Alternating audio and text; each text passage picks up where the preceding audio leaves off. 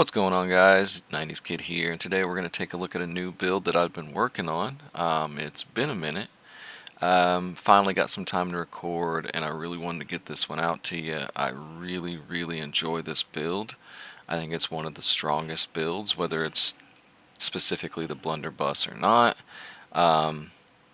Having all the utility that comes with this build helps immensely when you're playing solo, but it helps immensely when you're playing in group play. I've taken this into the raid, did it M3 with it. So this is, this is an in-game blunderbuss build for sure, something that I've been able to test absolutely.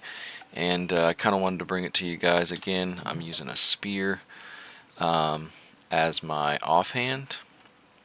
The only reason I kind of waited around for this is because there was no spear artifact that I really wanted to dabble with this build, and I really wanted to get the artifact blunderbuss for it, and that's what the Pestilence is, so that's what we're going to center this build around.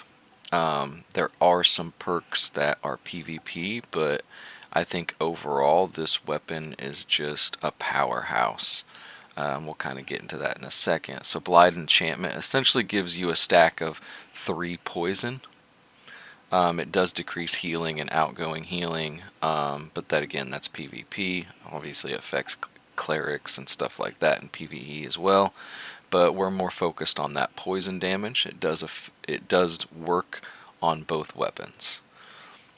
Pest is 8% damage against poison and disease targets. So essentially we're going to get 8% extra damage every time after we initially shoot something. So really good. Plagued Crit's kind of a PvP thing.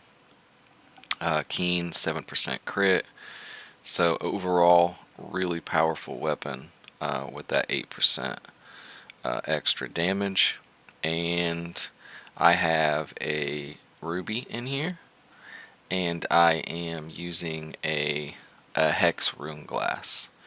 And the only reason I'm using the hex is because I'm trying to stack as many different elements as I can. That way when I get the elemental band, I will be able to use it to its fullest effect, right? Because it stacks like every new element that you attack to an enemy, you get a stack of like 4% damage. So that's kind of the initial thing here. So this is going to be poison and hex. My spear is going to be frostburn, and our skills are going to be a burn. So that's 4 outright just right there. We'll take a look at this spear. It's just a hoplite spear. Any spear, in my opinion, is going to work just fine. It depends on what you want to focus on. A lot of people go enfeebling.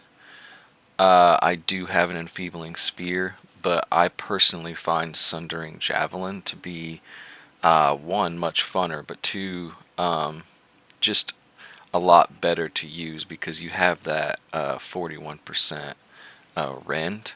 Again, it's only above enemies with 50% health, but that, I mean, being able to burn an enemy, especially a boss, that much quicker, I think is much preferred more than weakening it. Especially when you're running in pugs, you oftentimes see different weakens, whether it's coming from a bow or a flail or another spear or something. If you see another spear, it's more than likely going to be enfeebling rather than sundering javelin. Another really ideal thing here is javelin's going to knock an enemy down. So that extra knockdown on a target's really good. But Disdain Infliction, Keenly Jagged, that's what this rolls with. Again, I have a ruby with Frostburn Rune Glass in. And this thing hits really well. As always when it comes to amulets, I don't think there's anything specific that you need to focus on. I'm using the hoplite with thrust damage. Both our weapons are thrust, bloodletting, earring, just basic stuff. I like having that empowerment. Of course, refreshing. You want to try to get that. We've all seen my armor. I focus on fire harnessing, and I focus on refreshing. That's really the 2 main ones I want. Obviously, Enchanted Ward's going to be great. Elemental Aversion, Physical Aversion, those are all going to be really solid perks to have.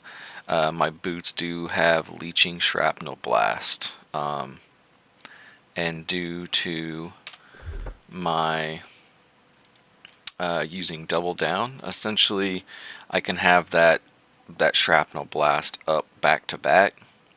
So if I find myself needing an extra heal, this is going to heal for about 2,000, 2,200, and so you can kind of top yourself off a little bit easier and keep yourself maintained. Before I go any farther, I will talk about the ruby. I had been using moonstones, but I think moonstones primarily, if you're going to put it in your weapon, you want to run containment and use unload, because you're going to have that, you're essentially going to have your extra damage with these long cooldowns. So you're going to have 15, 16, 17 seconds of like a 20% extra damage. And then I was using a diamond, which is 15% extra damage while your health is full. But I realized running pugs as much as I do, my health was very rarely topped off. Now, if you run a group that you have a really solid healer and you're always going to be topped off because you guys play well together, obviously that 15% extra damage is going to be really good. But personally, having that ruby, having the ignited rune glass on all my pieces and having the fire harnesses, that's just a lot of extra damage. I don't particularly need to have that extra damage, so I just went with the ruby. It does seem like it's scaling a little bit better after the patch. I don't know if they messed with anything, but I have noticed that fire damage number is significantly higher than my thrust damage number, which is what it should be, no matter what you're attacking, right? I mean, it should be higher. So, and it has been. I've really been enjoying this build. We'll kind of go into the attributes. This is just me not putting any points in strength, so that's just 351. Because I am running a spear, it puts me at about this for my dexterity. So I am able to get the crit and the base damage. I don't know if there's a spear that comes with magnify. If it does, it might be something you want to aim for. You would be able to get, just a little bit more intelligence, raise up your damage even further, which, as you can see, that's quite a high damage number. I do run a little bit more focus to get more ability cooldown. That's for just having your knockdown essentially even more. Constitution, since our potions, come back less frequently, I opt to go with a little bit of Constitution to give me some of that better healing per potion. And I will go into what I prefer to be the best artifact armor, and that's going to be attuned leather pants, as always. Now, you are able to run, let's see here, if you have winged leather shoes, it works just as good. You're always, essentially when you're reloading, you're always going to have that 10% boost to your speed. Not only that, but when you hit something with splitting grenade, that's going to give you like a 6-second 10% boost. So this is that damage boost is almost always gonna be up, but due to me grabbing, Constitution focus, I think the attuned leather boots are a little bit better. It allows me to hit harder, I have noticed, but if you like having that little speed boost, that's not a bad deal to go. Let's see here. Let's talk about our skills. Now, my skills haven't changed much. I do just use double down. That's mainly the difference. Again, as you can see, I can shoot that, and then it's a 2-second wait until that Azoth's back. So that's that's primarily why I do it, is that combo right there. Now, obviously, double down works great with splitting grenade and blast shot. You know, you're going to have about a 6 second wait on those. So blast shot's going to allow you to have essentially two knockdowns within 6 seconds of each other, and I mean, that's pretty good. That's a 10% rend. That's a knockdown. So we'll hit them, you shoot, and then it drops down to 6 second cooldown, as you can see, and then 1 second, and then we got the knockdown again. So you can see kind of how quick that plays. And again, like I said, you know, you mainly want to focus on Azov, splitting grenade, and blast shot. These are useless in PvE, and mortar charge is decent. It's just it has you sitting in the same spot essentially for too long. You know, I've tried it many times. I think I have a way to use it. Maybe I'll figure it out at some point, but right now it's just not worth it. Let's go into our spear abilities. For a long time, I was running javelin, sweep, perforate, and skewer. That way I could, you know, if I needed to run enfeebling, I could. Skewer's a really good skill. It allows for that bleed. And, you know, I think there's really good reasons to run that. But, like, again, for me, javelin, having that stagger, that knockdown, I mean, it's just too good. You'll see in some of the clips, just being able to take care of the archers or a javelin, or, you know, even knock down some of the named bosses. It's just really good. You're able to kind of sustain yourself without the group if you need to be.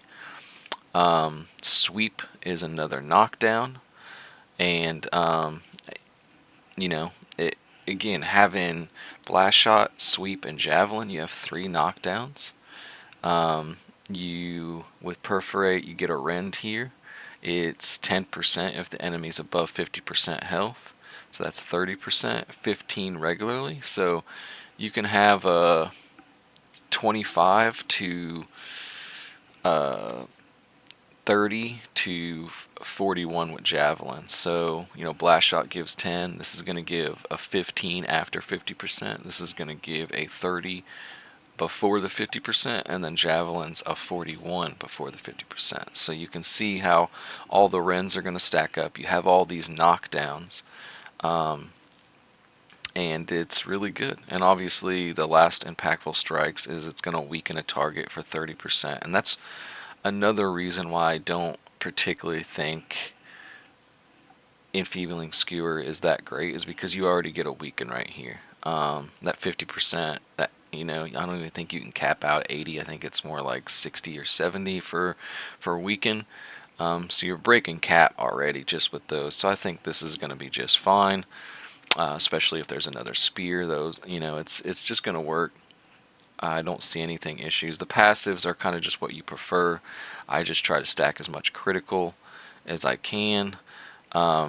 Stamina, regeneration.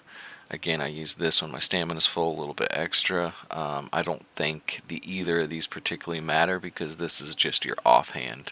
It's more of a utility. It's not there to focus on.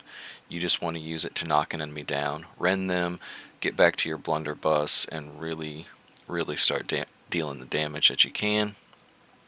But yeah, so that's kind of what we're looking at. Again, if you're having trouble staying alive, I always hear people talking about, like, how much Constitution should I run? Listen, I've tried it all. I've tried up to 200. Obviously, you're going to stay alive a little bit easier with 200. But even with 200, there's moments where you just die in the cheapest of ways, and you're just like, why am I running 200 Constitution if I can't stay alive? And that's the point right there. If you can die with 200, you might as well just focus on, like, placement and figuring out where you need to be. I say never go over 100. I typically use foods that give me 36 stat. So I have a stack of 36 Constitution foods that I got from the previous event, so I'll run sometimes 64 Constitution. That way, if I need to hit that extra 10% HP, I can just throw on a food. That way I can maximize your damage. That's why you're there, is damage. And much like the rapier or great sword, if you start gimping yourself in little ways, you're going to hinder the party in many different ways because you just don't have the damage like you're supposed to. This thing's hard hitting, 1300, 1400 crits. So the damage output you can do with this build is pretty insane. Again, this is something that I'm probably going to main from here on out. I am working on a couple different builds. I have primarily an ice, so I'm using the deep freeze and a frozen gemstone blunderbuss with ice harnessing on all my stuff. So I'm focusing on trying to get like a icy blunderbuss thing going. I've been having fun with it, but I just wanted to get this one out really before I focused on, the flail blunderbuss or the deep freeze blunderbuss or the many variety of ways you can play this build. Again, that's the beauty of this thing. It's so versatile, and you can use almost any offhand. So yeah, that's going to be it. I'm going to play some clips of some M2s, maybe the raid, and you can kind of see, the combination and the ways that you can knock enemies down and help out your party and all of the above. So again, sorry it's been a while. Just kind of got caught up in things, and then once I got this blunderbuss, it was just main focus on trying to build this out. So really fun build. Hope you all enjoyed it, and until next time, I'm 90s Kid. Peace.